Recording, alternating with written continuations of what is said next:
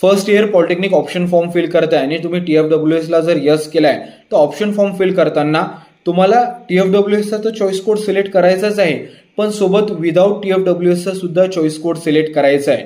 कारण मित्रांनो, जो TFWSचा कट ऑफ आहे तो खूप हाय जातो. तुम्ही सीट मॅट्रिक्समध्ये पण बघितलं असेल, मेजॉरिटी ऑफ कॉलेजमध्ये एक 8 ते 9 सीट्स आहे फक्त TFWSचा, आणि जो TFWSचा कट ऑफ लागतो तो स्टेट लेवलवर लागतो, तर त्याचा कट ऑफ हाय जाण्याची पूर्ण पॉसिबिलिटी असते.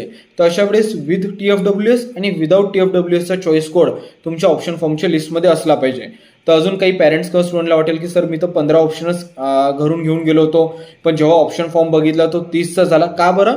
कारण तुम्ही विदाउट TFWSचा पण चॉईस कोड टाकलाय आणि विथ TFWSचा पण चॉईस कोड टाकलाय, आणि या चॉईस कोडच्या मागं T असतो. ही गोष्ट पण लक्षात ठेवा. अजून पण काही डाऊट्स असेल तर विचारू शकता. चॅनलवर नवीन असेल तर नक्की चॅनलला सबस्क्राईब करा.